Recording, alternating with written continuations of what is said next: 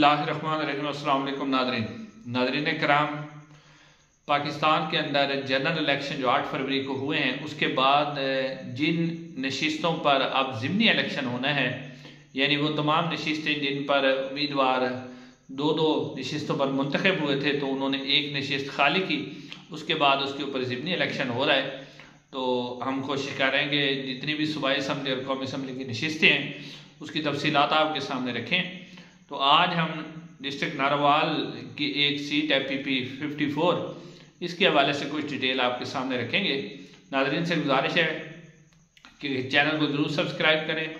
और comment section में अपनी आरा का इज़हार भी ज़रूर करें। नाज़रीन, डिस्ट्रिक्ट नारोवाल अगर आप बेसिकली देखें तो ये मुस्लिम लीग नून का गढ़ रहा है। यहाँ पर मुस्लिम लीग नून के 2 सीनियर रहनुमा, जिसमें से एक एहसन इकबाल साहब हैं जो कि मल्टीपल टाइम मेंबर कौमी असम्बली मुंतखब हो चुके हैं, वफाकी वज़ीर भी हैं, अब भी जो है वो वफाकी वज़ीर हैं जो शहबाज शरीफ साहब की कैबिनेट है उसके अंदर। और दूसरे जो उनके यहाँ से सीनियर रहनुमा हैं वो हैं दानियाल अजीज़ साहब। दानियाल अजीज़ साहब और एहसन इकबाल साहब इससे पहले इलेक्शन लड़ते रहे हैं, यानी अगर आप देखें तो हल्के उनके कौमी असम्बली के अलग अलग हैं दोनों के। लेकिन अब जब 2024 के इलेक्शन होने लगे तो उस वक्त दानियाल अजीज़ और एहसन इकबाल साहब के दरमियान इख्तलाफात शुरू हो गए। एहसन इकबाल साहब ने जो पाकिस्तान के अंदर महंगाई थी उस सारा इल्ज़ाम जो है वो लगाया था दानियाल अजीज़ साहब ने एहसन इकबाल साहब पर, और यानी कि उन्होंने अपने आप को और मुस्लिम नून की गवर्नमेंट को बरी ज़िम्मा करा दिया, सिर्फ एहसन इकबाल को करा दिया था। उसके ऊपर नाज़रीन जो मकामी लोग हैं उनका भी ख्याल है कि दानियाल अजीज़ साहब सिर्फ अपना वोट बैंक बेहतर करने के लिए और जो PDM की एक ख़राब कारकर्दगी थी हुकूमत की, उसका बोझ उतारने के लिए सारा बोझ जो है वो एहसन इकबाल पर डाल रहे थे। और इसकी जो बुनियादी एक और वजह भी थी कि एहसन इकबाल साहब जिस हल्के में से PP 54 में से वो खुद MPA का इलेक्शन लड़े हैं, तो दानियाल अजीज़ साहब यहाँ पर जो है वो चाहते थे कि एहसन इकबाल साहब को टिकट ना दिया जाए, जबकि यहाँ पर एक उम्मीदवार थे अवैस कासिम साहब, दानियाल अजीज़ साहब उसे टिकट दिलवाना चाहते थे, जबकि एहसन इकबाल चाहते थे कि उनके जो बेटे हैं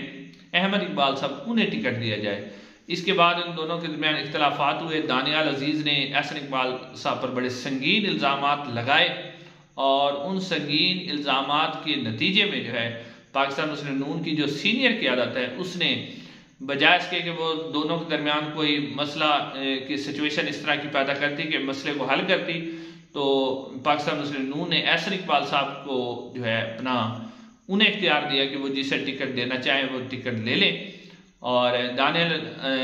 जो अजीज़ हैं वो पार्टी फिर छोड़ गए, और पार्टी छोड़ने के बाद फिर अब इस हल्के के अंदर से जिसकी तफसीलात मैं आपके सामने रख रहा हूँ, इसमें से एहसन इकबाल साहब मेंबर कौमी असम्बली भी मुंतखब हुए और मेंबर सूबाई असम्बली भी मुंतखब हुए। तो फिर जो एहसन इकबाल साहब हैं उन्होंने कौमी असम्बली की नशिस्त जो थी वो अपने पास रख ली और जो सूबाई असम्बली की नशिस्त थी वो उन्होंने खाली कर दी। अब यूँ ही सूबाई असम्बली की नशिस्त खाली हुई तो इसके ऊपर अब इलेक्शन कमीशन ऑफ पाकिस्तान ने बाकायदा तौर पर बाय इलेक्शन ज़िमनी इलेक्शन का शेड्यूल जारी कर दिया जो 21 अप्रैल को होगा। नाज़रीन, सबसे पहले अगर मैं आपके सामने इसका रिजल्ट रखूं 2024 में जो अभी रिसेंटली 8 फरवरी को इलेक्शन हुआ है, तो यहाँ से एहसन इकबाल साहब को वोट पड़े थे 33,000 से ज़्यादा उन्होंने वोट हासिल किए थे, जबकि अवैस कासिम साहब जो कि दानियाल अजीज़ ग्रुप के उम्मीदवार थे, आज़ाद हैसियत से इलेक्शन लड़े थे, उन्हें 31,000 से ज़्यादा वोट पड़े, यानी तकरीबन 1500-1600 वोटों के फ़र्क से जो है एहसन इकबाल साहब ये वाली नशिस्त जीतने में कामयाब हुए थे। और पाकिस्तान तहरीक इंसाफ के जवेद मुख्तियार साहब ने यहाँ से 23,000 वोट हासिल किए थे, और सईदुल हसन शाह साहब भी यहाँ से आज़ाद हैसियत से इलेक्शन लड़े थे, उन्होंने भी 25,000 वोट हासिल किए थे। यानी एक ही सूबाई असम्बली के अंदर आप देखें तो बहुत ज़्यादा वोट डिवाइड हुआ है, क्योंकि 4 उम्मीदवार थे, चारों उम्मीदवार ने अच्छे खासे वोट लिए। बाकी अवैस कासिम और एहसन इकबाल साहब के दरमियान बहुत ही कम फ़र्क था, जिसकी वजह से एहसन इकबाल साहब इलेक्शन जीत गए। अब नाज़रीन, जो अब बाई इलेक्शन होने जा रहा है यहाँ पर PP 54 के अंदर, तो यहाँ पर मुस्लिम नून ने जो टिकट दिया है वो अहमद इकबाल साहब को दिया है जो कि एहसन इकबाल साहब के बेटे हैं। यानी यहाँ से अब जो मुस्लिम नून के उम्मीदवार होंगे वो अहमद इकबाल साहब ही होंगे। मुस्लिम नून ने अपना उम्मीदवार फाइनल कर दिया है, जबकि अब जो दानियाल ग्रुप के उम्मीदवार हैं अवैस कासिम साहब, वो भी दोबारा यहाँ से इलेक्शन लड़ना चाह रहे हैं और उन्होंने अपने कागजात नामजदगी भी जमा करवा दी है। दानियाल अजीज उनकी सपोर्ट भी कर रहे हैं, वो यहाँ से इलेक्शन लड़ेंगे। उसके अलावा जो है पाकिस्तान तहरीक इंसाफ के उम्मीदवार हैं जवेद मुख्तियार साहब, यानी हिमायत याफ्ता उम्मीदवार, वो भी मैदान के अंदर हैं। सईदुल हसन शाह साहब भी इस हल्के के अंदर जो है वो भी मैदान के अंदर हैं। नाज़रीन, अगर आप मुकम्मल तौर पर सूरत हाल का एनालिसिस करें, एक तो इस हल्के के अंदर आप देखेंगे कि एहसन इकबाल साहब पहले से ही MNA है और प्लस पॉइंट ये है कि जो पंजाब की हुकूमत है वो मुस्लिम नून की है। तो एक तो जो एहसन इकबाल साहब के बेटे को इस हल्के के अंदर एज हासिल अहमद इकबाल साहब को, एक उनके वालिद MNA इस हल्के के अंदर मेंबर कौमी असम्बली हैं, और दूसरा जो है पंजाब के अंदर मुस्लिम नून की अब हुकूमत बाकायदा तौर पर कायम हो चुकी है।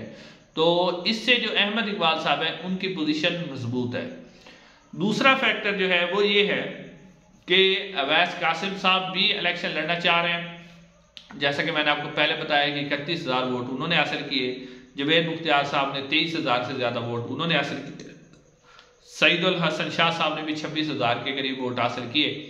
तो एक फायदा तो उन्हें नून लीग का ये होगा कि नून लीग की हुकूमत है,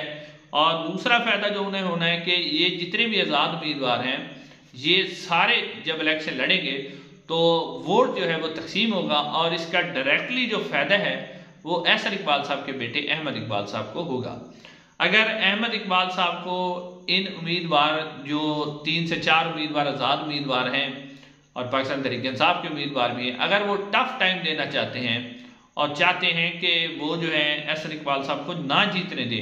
तो इसमें दानियाल अजीज साहब और पाकिस्तान तहरीक इंसाफ और जो आज़ाद उम्मीदवार हैं उन्हें आपस में कंप्रोमाइज़ करना होगा, जो कि कंप्रोमाइज़ होता हुआ नज़र नहीं आ रहा। अगर वो कर लेते हैं कंप्रोमाइज़ किसी वजह से कि उनके दरमियान 2 उम्मीदवार भी, ये जो 3-4 उम्मीदवार हैं इनमें से 2 उम्मीदवार भी अगर आपस में कंप्रोमाइज़ कर लेते हैं, जवेद मुख्तियार और अवैस कासिम के दरमियान हो जाता है, तो काफ़ी टफ टाइम होगा। और फिर पहले भी मुकाबला बहुत ही टफ रहा था, तो फिर जो होगा ना गेम के अंदर कुछ तब्दीली आ सकती है। लेकिन अगर कंप्रोमाइज़ नहीं होता और अहमद इकबाल साहब के मुकाबले में जो 3 से 4 उम्मीदवार में खड़े रहते हैं, तो फिर डायरेक्टली फायदा जो है अहमद इकबाल साहब को होगा, जिनको पहले ही पंजाब हुकूमत होने की वजह से एज हासिल है कि वो फिर आराम से ये वाली नशिस्त निकालने में कामयाब हो जाएंगे। इंशाल्लाह नाज़रीन, अगली वीडियो में आपसे मुलाकात होगी। अस्सलाम वालेकुम।